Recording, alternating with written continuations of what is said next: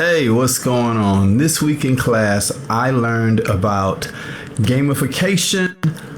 The first day of school, I got a real cool tip to explain pictographs and a whole lot more.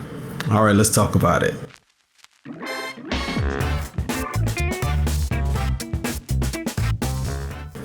So, of course, you probably should know, but if you don't, my name is Mache Allen.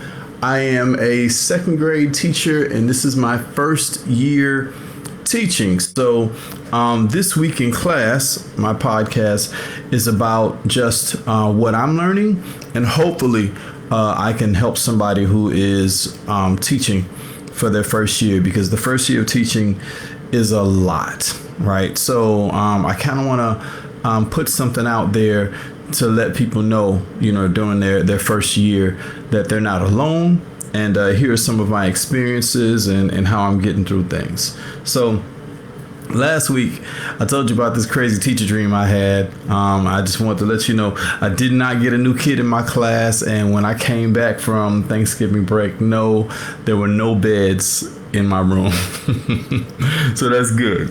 If you don't know what I'm talking about, check out last week's episode for context. So when I was coming back, and I think I mentioned this, one thing I wanted to do was to, I'm calling it the first day of school initiative. So what I've been doing is every day we go over what are the class rules. And the kids are saying it, and it's getting to the point. What I try to do is, if one of the kids breaks the rules, I just ask the class what the rule is, and the whole class says it. So at first, I would put it up and then take it down. Now it's really the basic screensaver. So if nothing else is going on, then the class rules are sitting up there, and then I actually made an anchor chart.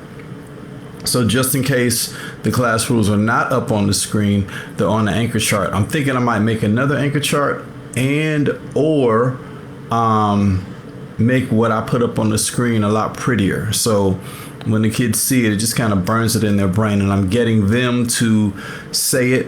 And there's even motions with it, so that it kind of really locks in what it is they're supposed to be doing. So even if they're not doing what they're supposed to be doing, if I call it out, they know what it is. All right. That week, so I'm a little bit behind, which doesn't matter, right? By the time most people see this, it won't matter at all. But good days make me nervous. I know last week, week number 17, right? I had like 2 days in a row where the kids were just perfect. And I was like, oh, because I didn't know why. And I guess that's okay, right? I would say that what it means is, one, the things I'm doing are working. So that means that good days are possible. That doesn't mean I won't or can't have bad days, but it does mean that if they follow along with the system that I've finally put in place, they can actually have a good day. Whereas before, I didn't quite have a system in place, so a good day was significantly less possible. So even though good days make me nervous, it does mean that I do have something going that's working. So listen, I gotta just accept it. The other thing I'm learning is that gamification works on everybody. So we see it in social media.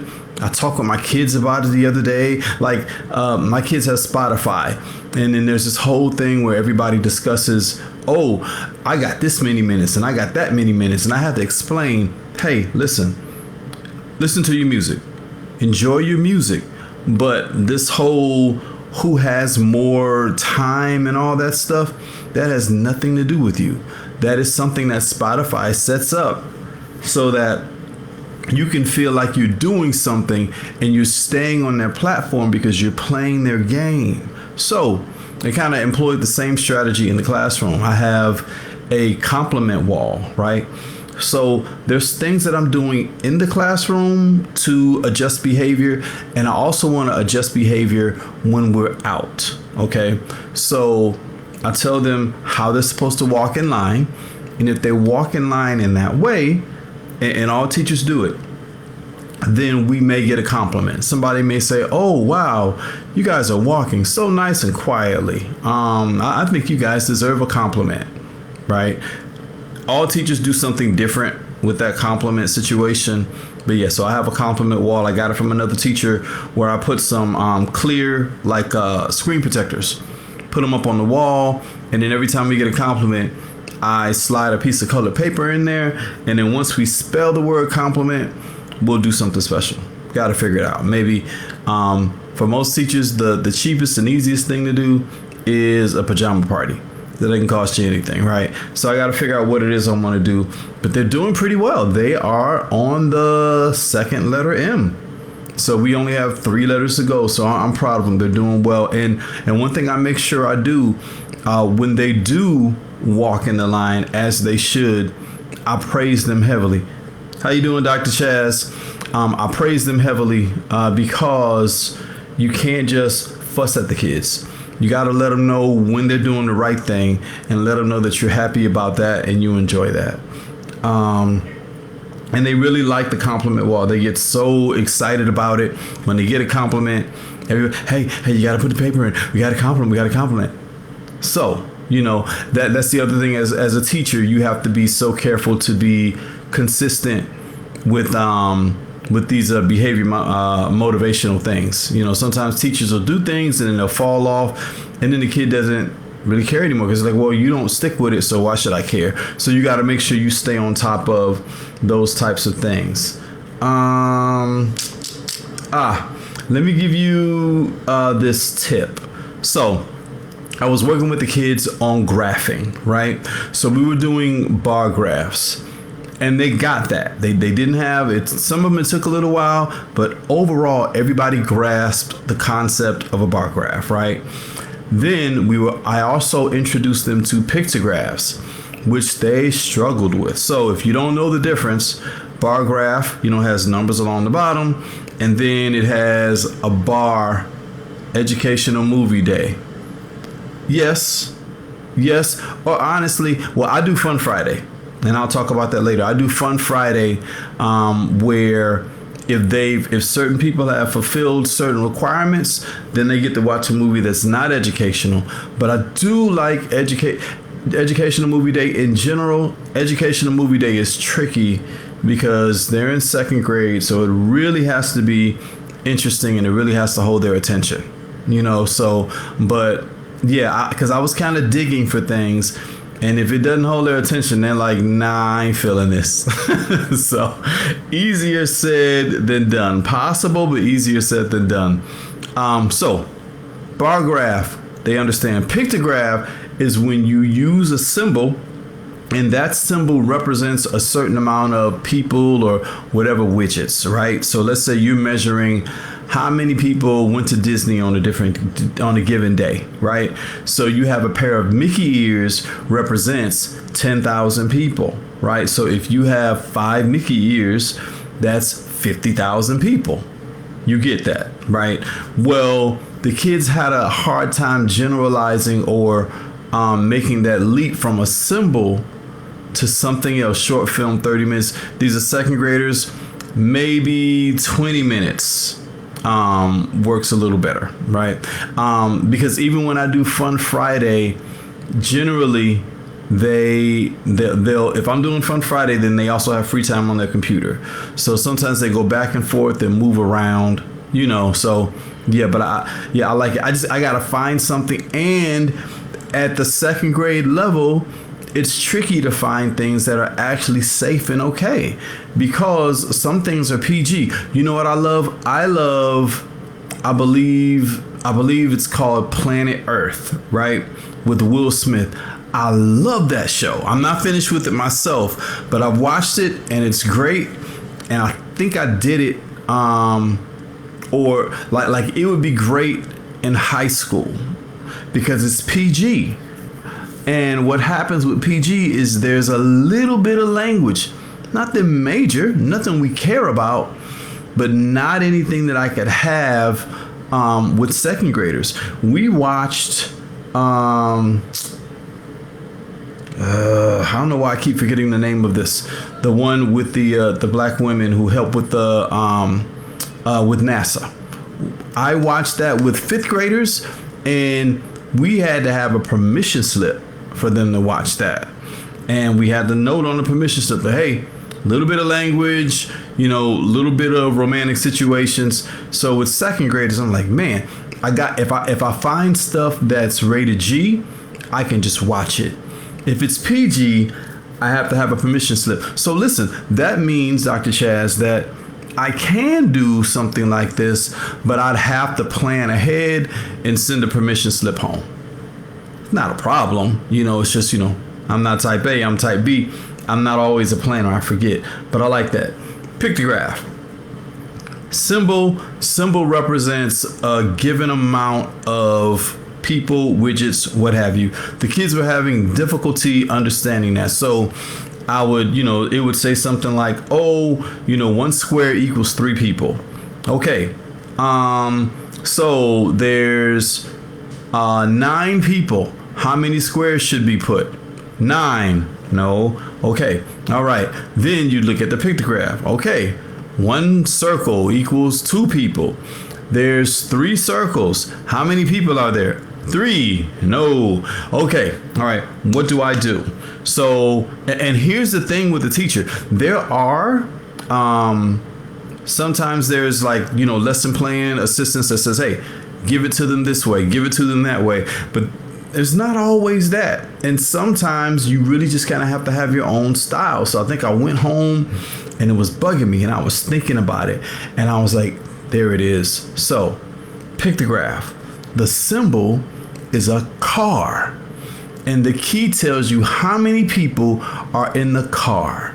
So if it's Mickey ears and it's 10,000 people are represented by 1 Mickey ear, that's not a Mickey ear. That's a car that has 10,000 people in it. So if I put up 8 of those Mickey ears, that's 8 cars, that's 80,000 people in them cars, right? And I came back and I gave that to them and boom, they understood it. Even some of my students that really struggle with math, jumping up and down, raising their hands to tell me the correct answer. I was like, yes. So that is another part of my job for me to figure out how to, look at that. Okay, stars. That is my first time ever getting stars. I'm feeling that. I don't know what to do with it, but thank you, Dr. Chaz.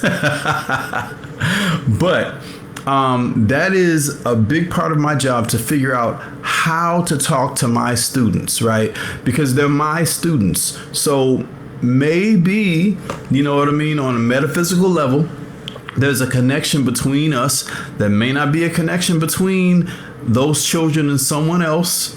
And maybe I can leverage that to figure out, what do they need from me? How do they need me to talk to them so that they understand? Because it's not enough as a teacher to say, oh, my kids just don't get it. No, they've never seen this before. Why should they get it? It's my job to say, how can I figure out how to help them or make them get this? And if I come from the left and they don't get it, then I got to go to the right. You know what I mean? If I go to the right and they don't get it, I got to come from the front. You know what I mean?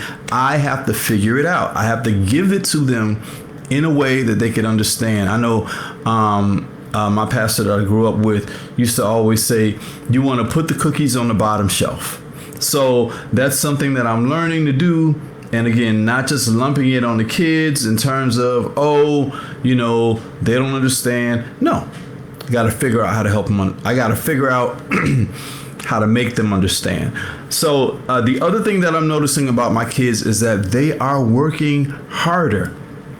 They actually care. And somebody said this to me: if you build a relationship with them, they will work for you. They're working for you. They want you to say, oh, wow, good job. Here's a sticker.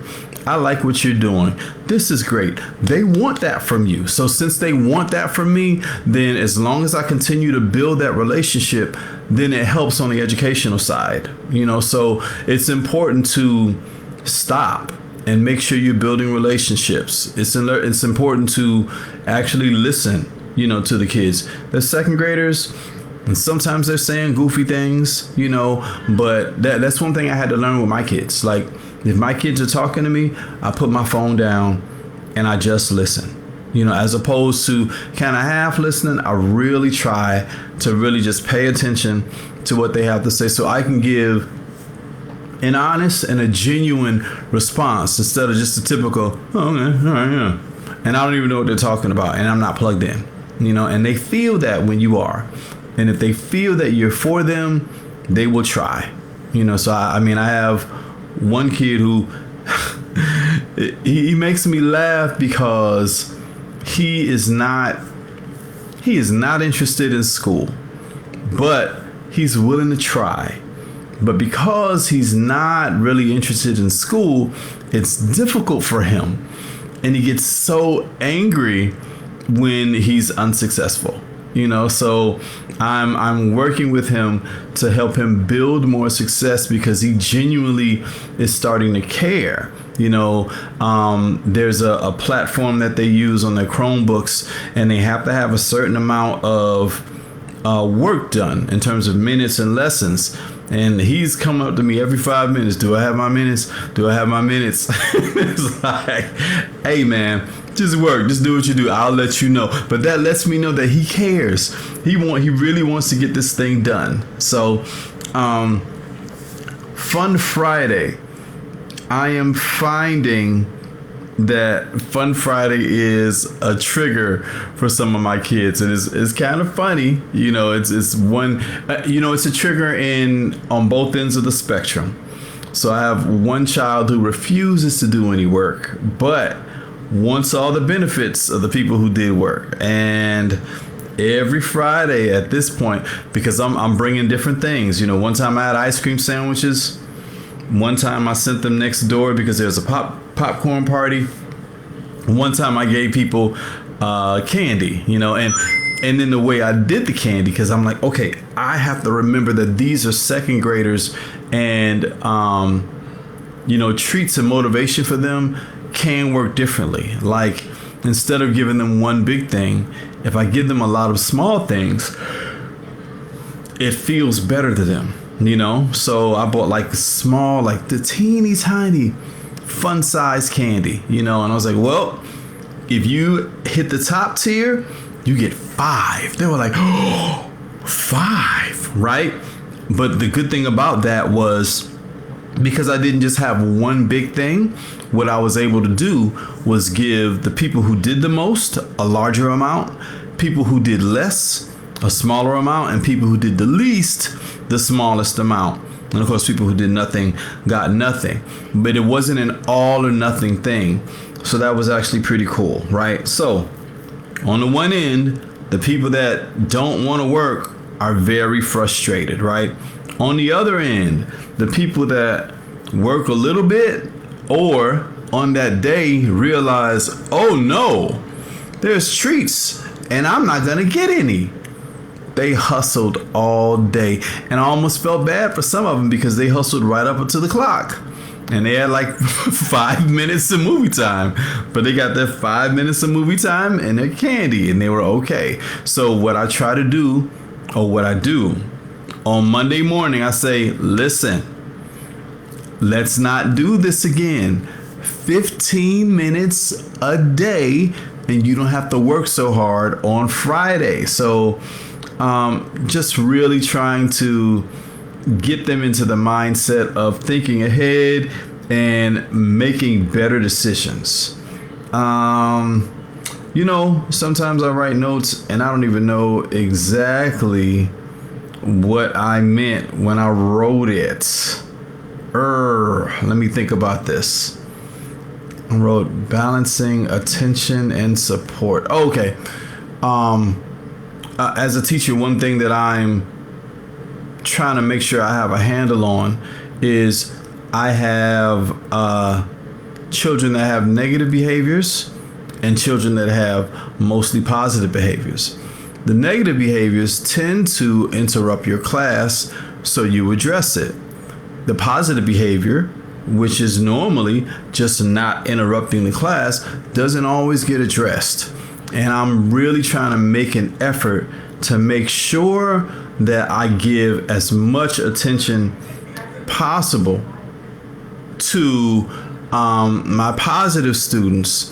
And I'm really trying to figure out what behaviors to ignore in terms of my negative students, or my students who exhibit negative behaviors, so that I am encouraging positive behavior, and hopefully the negative behavior falls off because I'm not paying attention to it. Easier said than done, but I am working on it. And a lot of it is me just controlling my own frustration, and sometimes it's redirecting and finding a way to redirect without stopping. Right.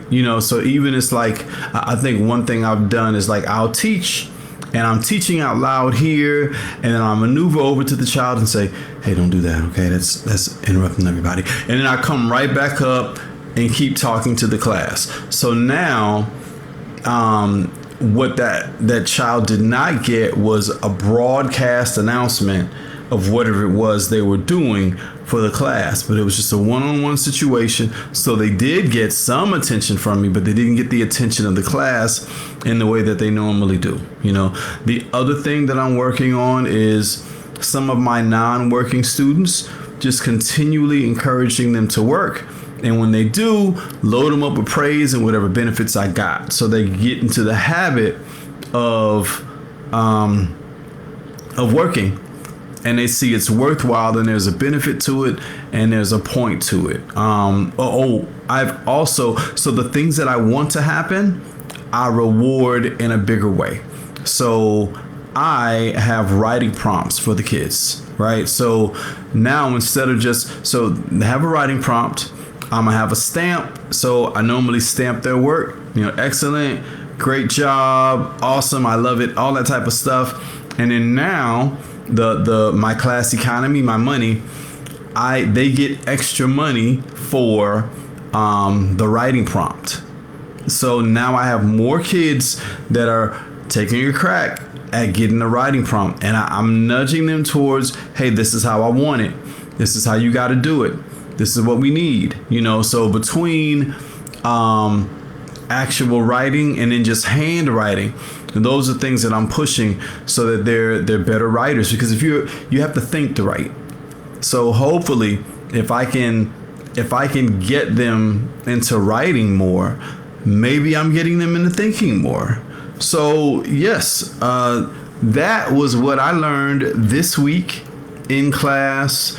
So listen, if you're a new educator, keep your head up. It's trial and error, but I would definitely spend time listening to people like me and find other new teachers that share their experiences, and if you can, if you have an experienced teacher that's willing to kind of support you, that's great. Because right now, that's what I have. I do have somebody that is super helpful, super supportive, and just tells me just kind of basic things that I don't know. It's simple things that they know, but I have no idea because it's my first time doing this. So if you would, please, I would be so honored and delighted and appreciative if you check out my Amazon wish list so I can fill up some of the things I need for my class. It's crazy that I have to ask, but the school system has what it has. And as teachers, we need to do what it is that we need to do. So sometimes we get help from parents. So if you're someone that looks for something to give into, something to assist with, hi, I'm here.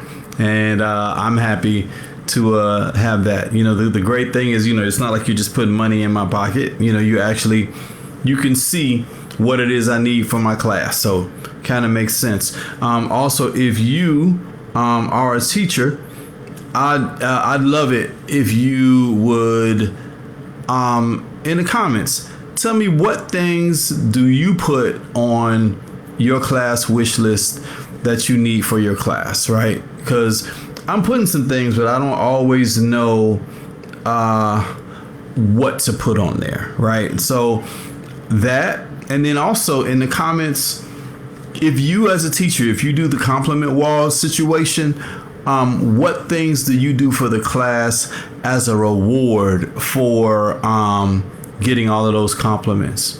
So that's been This Week in Class. Signing off, your friendly neighborhood second grade teacher.